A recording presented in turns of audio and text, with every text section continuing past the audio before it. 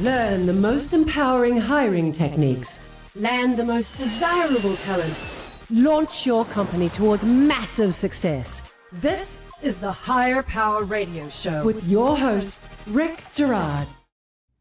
So a top performer starts producing at a level that no one expected. They bring in revenue, they solve problems, they create momentum. And then one day they look around and they realize the company is getting the upside while they're still sitting in the employee box. So they leave.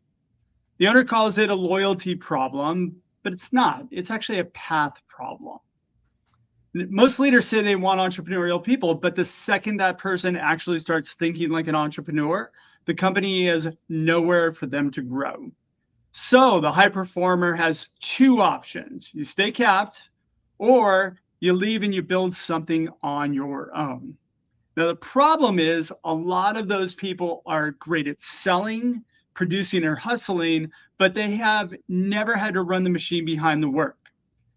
They do not know how the tax strategy, operations, admin, insurance, recruiting, software, cash flow, or systems required to keep the business alive. So the company loses a great producer, and the producer often walks into a buzzsaw. Now, today's conversation is about a little bit different of a path. What if you could keep your best entrepreneurial people by building a ladder that lets them grow from entry-level producer to sales leader to business partner? What if you could keep them, what if they could build their business inside your ecosystem instead of leaving to become your competitor? I'm Rick Gerard, and welcome to the Higher Power Radio Show. We help entrepreneurs and executives win the strongest people. We do so by sharing insights from top performing rebel entrepreneurs, game changers, and industry leaders like our guest today, Mr. Brad Strawbridge. Brad is the founder and CEO of Capital City Roofing and co-founder and CEO of builderlink.com. Now, Brad is building a new model for the trades by giving high-performing salespeople a path to entrepreneurship inside of his ecosystem, instead of forcing them to leave and compete. Through Capital City Roofing, BuilderLink, as shared services, AI automation, business coaching, Brad helps ambitious people grow from field marketers into sales leaders, into team builders, and into future business owners, which is what makes Brad the perfect expert for today's topic. Brad, welcome to the Higher Power Radio Show today. Rick, thanks for having me. Yeah, it's a pleasure to have you. And great haircut, my friend. Oh, likewise. Same barber it looks like.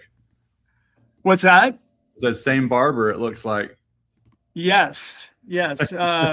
Was it I just switched off of my Mach 5 and I'm using some other razor now. So it's I don't know if you're using the Dollar Club for Men or Shave Club for Men or anything like that. I switched to electric. I found a good triple-headed electric that I can use in the shower. It's a game changer. I'm serious. Right. So only 5 of our other audience members want to hear about yours and I's shaving habits. So let's talk about this core problem that you and I had discussed prior to the show, which is high performing people, not just in the trades but everywhere, right? They often outgrow the normal kind of employer-employee relationship, and especially when you're fostering an entrepreneurial environment, your startup, you need people who are that type of person, right? So let's talk a little bit about this happened to you, your personal story, and how it evolved into you building this business. Yeah. So what we're talking about is it's kind of the status quo, really, but it doesn't have to be, because there's so many talented people that kind of get boxed in a traditional, kind of W-2 situation, or working for a corporation, or even, in the private sector as well, to where. Do you hear that chime going, by the way? It's my ClickUp. My employees are knocking off tasks. I usually loved hearing that sound. Now it's bothering me. But Um, Okay. but what I was saying was, so like my case, when I was at Lowe's, I was at Lowe's for a long time. Now it's such a huge organization. There's so many different routes to keep going, right? Just silence that. Let me see.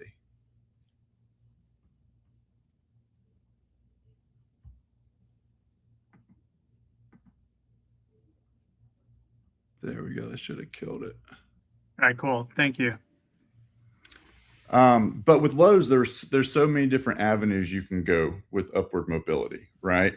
But the kind of the effort, the price, the cost that it takes you to do that is astronomical. There's so many different politics involved in it, and quite frankly, you end up working just as hard as if you were to go start a business yourself, right? And then even like in the private sector, once I left Lowe's, I went into commercial roofing, and I worked for a company and helped them scale quite a bit. And then it gets to the point in those situations where it's like, okay, I can see the impact I'm making. I can see the kind of revenue, just the things that weren't occurring before. And then when the conversation goes to, well, where is there to go from here, right? I mean, you can either be an owner. That's the only extra seat, right? When you're their highest manager and kind of doing everything, there's nowhere to go but owning a company. And then you ask for equity, get shut down, whatever the case may be, which is what led me to start my own company. And then is what got me passionate about trying to provide a vehicle for people that are having the same kind of situation happen to them, right? Yeah. You know what? I think it happens to all of us. You get to a point where, well, actually, you know what? I was running a recruiting firm, and I had equity in the business. I was one of the owners, but for me, it just became to a point where like it was the most logical next step. Yeah. So Yeah. All right, you're listening to the Higher Power Radio Show. We're going to take a quick educational moment from our sponsors. All right, I'm Rick Gerard, your host of the Higher Power Radio Show, and we're digging in deep with our guest, Brad Strawbridge. He's the founder and CEO of Capital City Roofing and Builder Link. So we just talked about, essentially the ceiling that you hit within an organization, especially smaller companies, when you're trying to grow your career, and especially if you're entrepreneurial. So you built this thing that was kind of interesting where you created this ladder to success. So you built a ladder from producer to partner, and then eventually maybe owner, right? So let's talk about that ladder, if you don't mind, and then let's talk about the results that you've been getting out of it. Yeah. So where do you start? Yeah. So with roofing, obviously, and the majority of our work being residential roofing, kind of the tried and true business model is the setter and closer method, right? We have a field marketing team, which is essentially canvassers, door knockers, go to trade show, industry events, farmers markets. Even farmers markets are great for lead generation, by the way. But they go out in the field and they drive brand awareness and essentially get leads for our closers, right? So the first step, kind of the entry level position in the organization, is you start out as a field marketer, and you go from there and prove to yourself that you've got the tenacity and the kind of basically you've got to be okay with people telling 70 or 97% of the time, right? Because people are going to tell 97% of the time, and you are still considered successful in that part of the industry, right? And you gain a lot of great experience doing it, right? And then the next step is, now you're a closer. Now you're a sales rep. Now you get to learn the in-home sales strategy that we use. You get to run your appointments. You get to do the inspections. And you get to make a really, really, really great commission. And then from there are multiple paths for promotion as well. So I mentioned that we're mainly residential. Now we do commercial, and to be a commercial sales manager or account manager is considered a promotion. You might think it's a lateral, but it's not, just because or a pod of sales representatives. And then from there would be a director, right? So then you could be a director who manages several pods, who manages several associates, essentially. And then from there, I mean, our business model is quite unique. So we're scaling by a licensing and shared services model. We're creating a platform to where we get guys through our pipeline, and they get to that point, which a lot of high performers get to, that they say, I need more. What do I do? Do I go start my own company? Right? And that happens quite often in home services. That's why we have so many roofing companies, because a rep does great. He does great. He sells several $1 million in a year. And then he says, well, I'm awesome. I'm going to go start a roofing company. And he does. And then, quite frankly, realizes that there is a lot more to running a company than just business development and closing sales. And unfortunately, a lot of times those individuals end up failing. So for us, when we kind of see that track in somebody, that they've got the capacity to do this, we get with them early and we say, okay, have you ever thought about owning your own business? And we set them up with that, right? They become a licensed partner. So we say, okay, well, where do you start thinking about, where would you like to open up a capital city roofing? And then we help them through that process. And we run all the administrative work, right? Front office and back office remotely. So we're able to give them that support to where they can still be in their lane, so to speak, and do what they're great at, which is business development and generating sales. And now they have our support to make sure that they're successful in operating the rest of the business. And it doesn't get any better than that, to be able to say, you can start here knocking doors, and if you apply yourself and do well, then you can own your own business, and we'll help you do that. Okay, I love how you created this path. I feel like this is kind of like the Chick-fil-A model. Doesn't Chick-fil-A do this too? Like you have to work within the organization and work your way up to an owner sort of scenario? Yeah. It's kind of, it's cliche to say, because a lot of people say this, but like, I kind of envision like the Chick-fil-A of roofing, because well, yeah, because I'm a faith-based entrepreneur. That's one, right? That I identify with. And then the second is I'm people-centric. So I'm trying to give people opportunities and give them skin in the game, so to speak. And then also customer service. Like customer service, I'm fanatical about customer service, right? But I also know this for a fact, because I see it work. We treat our people good, and then it's just a natural byproduct that they treat our customers really good. So we've got great employee relations, and we've got great customer service. And instead of selling chicken, we sell roofs, which is probably for some people much tastier.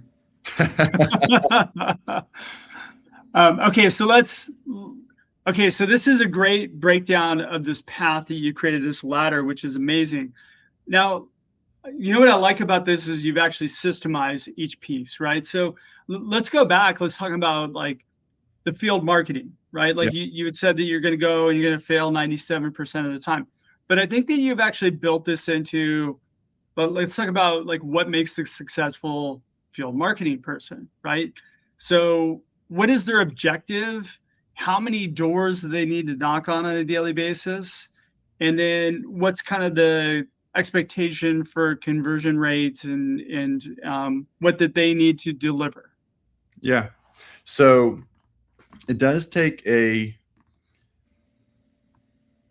I'm not gonna say special person because a lot of people can do it, but you have to have thick skin to do essentially it's door-to-door sales is what it is, right? And this is a fun fact.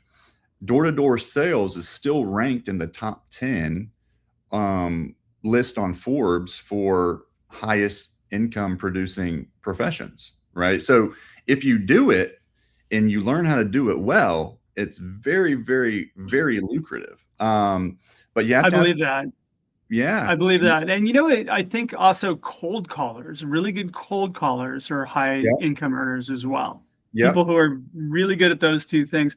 I feel like most of the sales reps that are out there that are just waiting to farm leads, yeah, um, yeah, yeah. We they we call them lead babies. Yeah, lead babies. you're much nicer. I call them farmers. There's hunters and farmers, right? Yeah, So, yeah, yeah. Well, okay. the common denominator between, the cold callers and the door-to-door salespeople, it's thick skin, right? Yeah, Like, for sure. again, it's human nature. Like, we take offense to it. Like, we take it personally when people tell us no. And then to understand that you might hear it 97 times out of 100, right? Because a 3% success rate is kind of average, a little above average for door-to-door sales. But you're considered a champion, right? Same thing like in baseball. You could strike out 7 out of 10 times and still be in the Hall of Fame, right? So, For sure. but if you have a good personality, right, carry yourself well, can communicate well, and are okay with people telling you no, you'll be successful, because at that point it's a numbers game. It's statistics, right? And statistics are the only absolute truth in all mathematics. That's also a fun fact. Okay, so for this field marketing person, what are the KPIs that somebody needs to hit?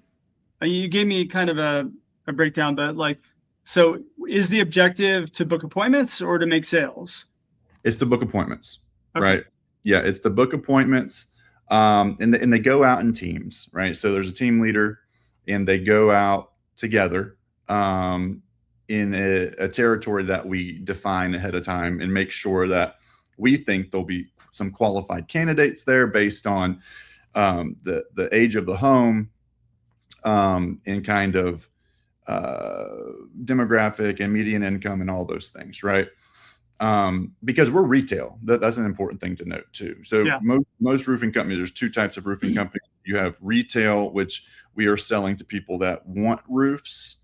And then there's storm chasers. So they do only insurance work, right? If the insurance company's not going to approve it, then they're not really interested in it, because that's kind of what they do. But we do both, but we specialize in retail, Got it.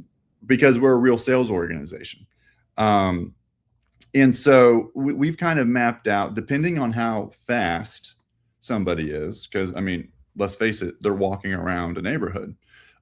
They can knock 60 to 100 doors, and we would In an 8-hour shift? yes, yep, Okay. in an 8-hour shift, 60 to 100 doors, and 2 to 3 conversions out of that is success, right?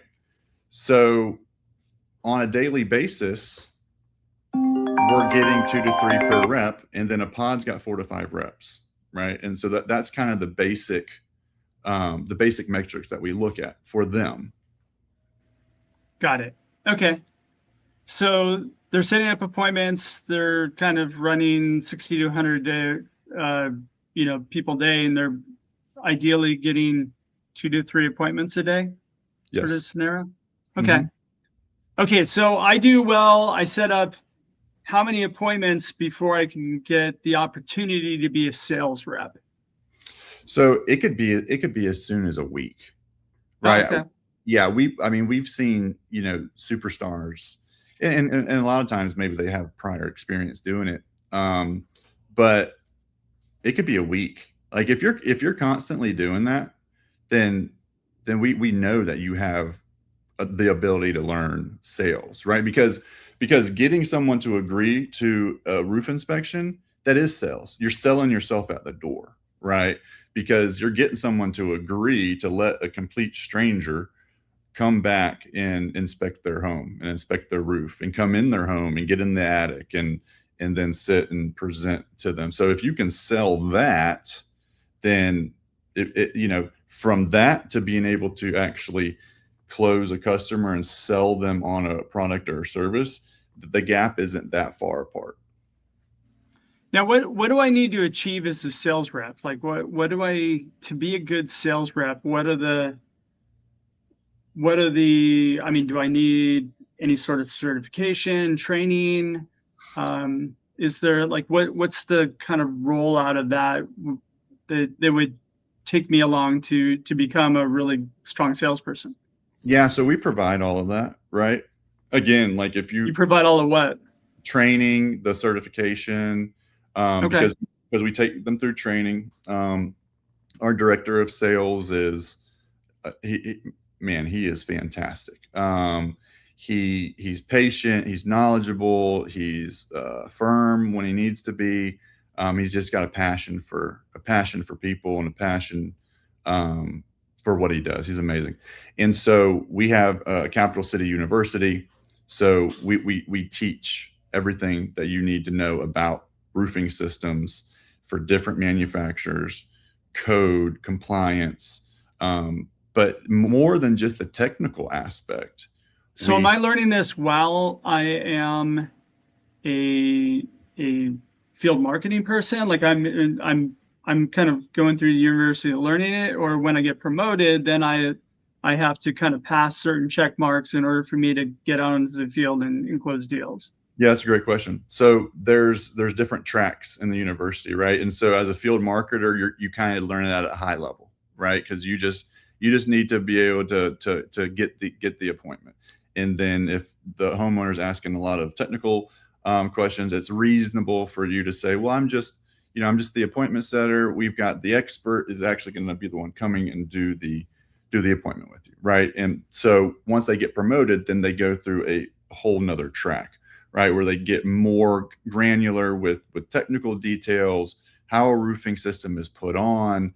They'll go out in the field and observe installations being done, and those things, and then they'll learn sales psychology, right? So we do what's called a one call close method, which is we try very hard and succeed 65% of the time at selling the job at the first appointment, right? So Sure. we come, we inspect, we sit down with you, we present to you, and 65% of the time, if you need a roof, right? Because we're not selling things to people that don't need it. We give honest feedback, right? But if you need a roof, we 6.5 times out of 10 we'll sell it to you on the first sit down.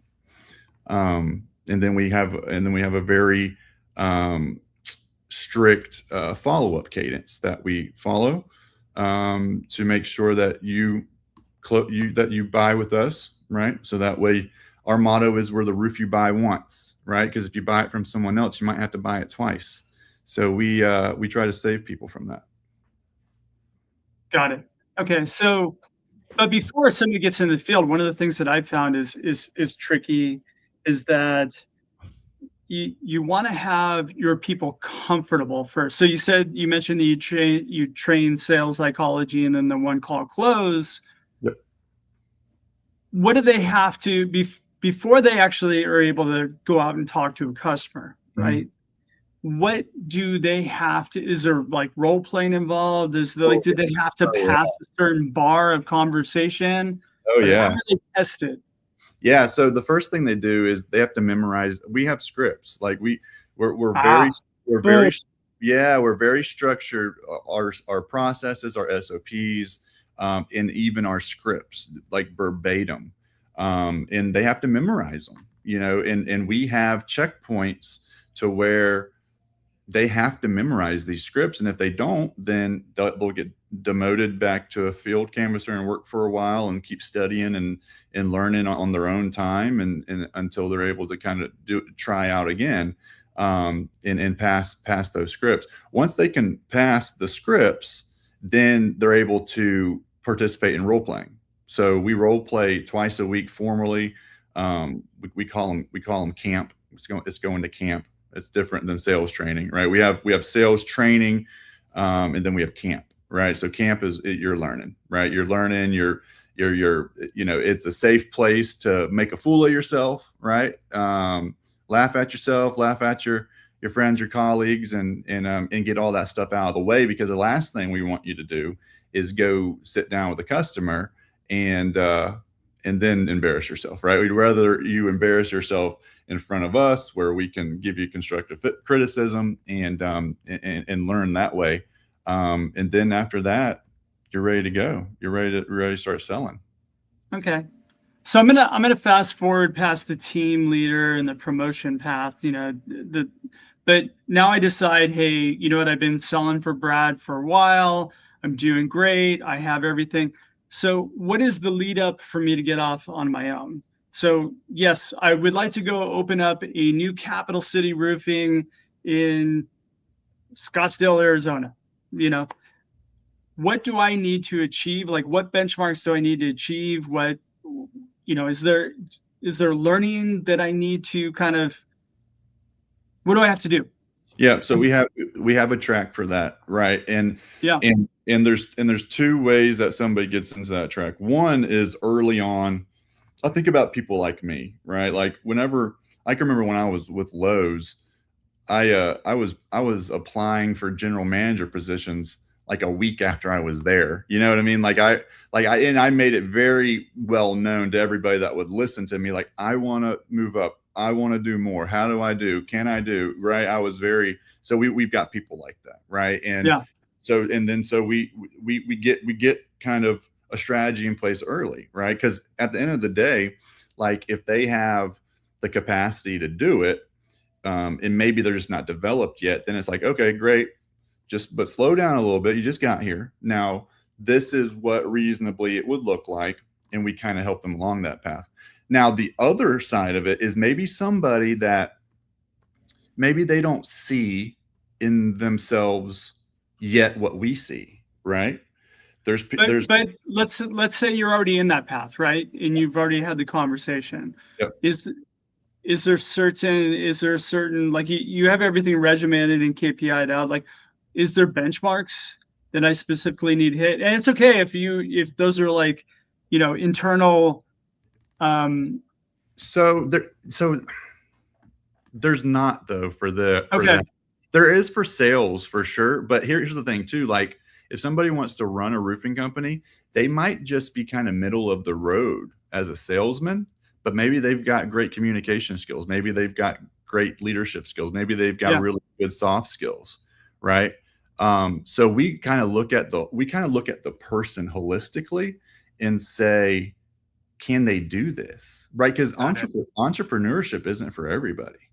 So very true. Like, you've got to have, like, honestly, like, you've got to have kind of above average IQ, but you've got to have EQ through the moon, and just that resilience to be able to persevere through trials. And like some people are like really great at doing stuff, but they don't have those. And so the kind of metrics are metrics. They don't really, it's hard. Those kind of intangible, nuanced type traits, you really don't know until you're kind of like in it with the person, For sure. All right, shoot, we're getting pretty close on time. What would you say would be 2 or 3 key takeaways that you can give the audience that they can plug into their business today?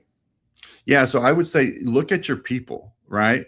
Like, look at your people and say, who are the folks that I don't want to run this business without, right? And figure out a way to retain them. Because if you're not pouring into them and helping develop them and giving them a trajectory, you might lose them. And it's better. You will lose them. You will.